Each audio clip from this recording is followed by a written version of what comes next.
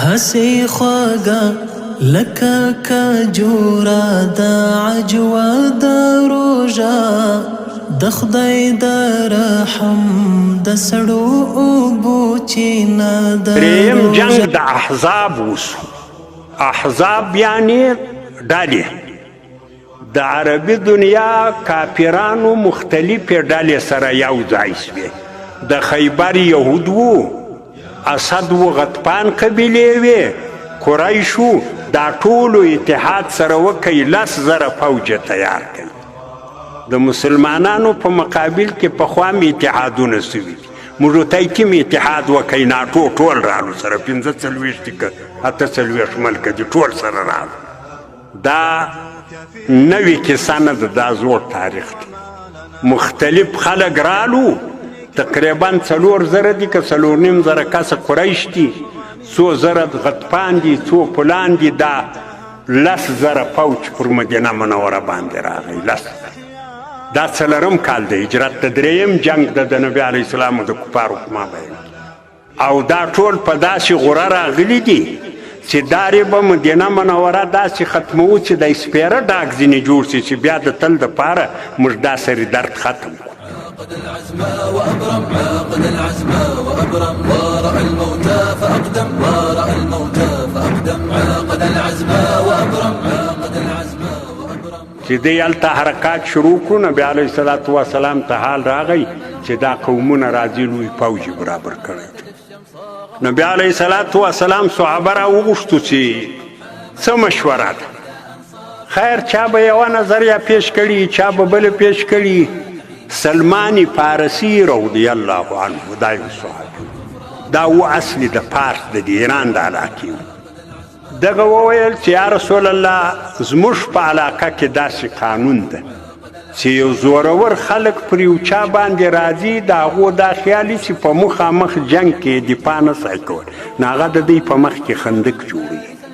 ځکه خندق چې جوړ شي نو هلته خو یا اسان و یا اوښان و، هغه تر خندق نه سای راپریوتی، نو داسې هجوم نه سای راوړی پر دا کلي باندې.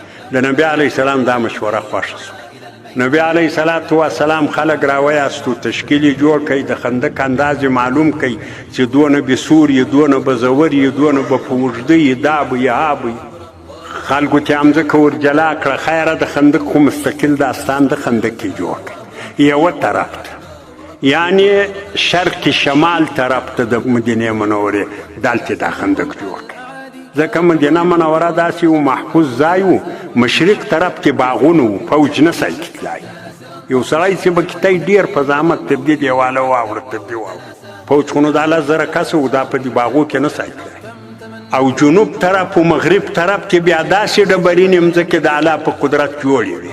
تاریخ دا خبره لیکلې ده چې یو پیاده سړی چې نه آس ورسره یې نه وشو، دا په یوه شوه روز کې 1 کیلومتر سفر په مټې کې کولی. نو بس دغه لار وه، دا لارې ورته خندق کړه، غټ ټکنده یې پرې کړه. نبی نبی نبی نبی ختم نبوت زندہ باد، ختم نبوت کے پرچم کو دنیا میں لہرائیں گے، اس راستے پہ جان لٹا کر ہم ایمان بچائیں گے.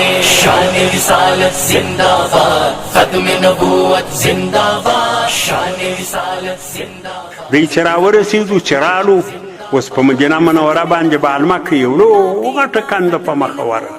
نه آس تر ټوپېدلی سای، نه آس ورلوېدی سای، نه اوښ ورلوېدی سای. خندق په غاړه کې یې واړول. اوس به یو تدبیر کوي. اریان هم سو چې دغه تدبیر د جنگ دا په عربي دنیا کې نه و، دا له کومه سو چا دا مشوره ورکړې ده دې خلکو. نبي علیه السلام په دغه ځای کې 1400 فوج تیار کوي. د خندق یوې غاړې ته نبي علیه السلام ده، د خندق بلې غاړې ته دا کفار دي.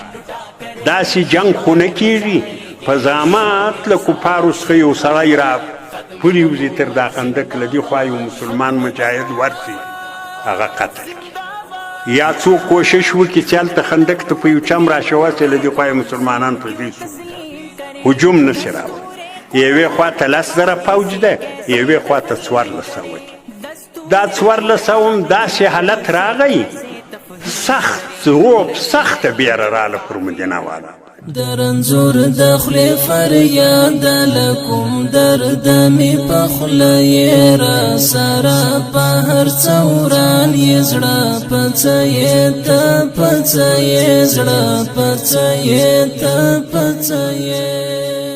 ټول خلک یو رقم نه وي بعضې څه منافقین پکښې واغو به م پلمې کولې یا رسول الله کور مې خوښی د کور نه وش ورک شوی درته اجازه راته وکړه څوک به بیا له اصله ضعیف الحال و څوک به دا و څوک به خو به هر حال د خلکو په دغه د خندق پر دا بله غاړه درویش شپې وکړې دې خواته مسلمانان دې هلته دی په 23مه شپه الله جل جلاله د باد توپان پر مسلط کړي داسې شدید باد و ریګن هم ځکه ده سګن هم ځکه ده دا خاورې داسې شیندي د خلکو ټولو سترګې له خاورو ډکې او ملایکه راغلو د کفارو د فوج پر شاوخوا یې د تکبیر نارې وکړې فوج کمزوری سو د کفارو دا یې خیال سو چې بس دا زموږ په څنګ کې دا خلک دي نوره پر موږ علمه کوي ابي سفیان ولاړ سي د ان نجات ناره یې وکړل چې هر سړی د خپل ځان خلاصوي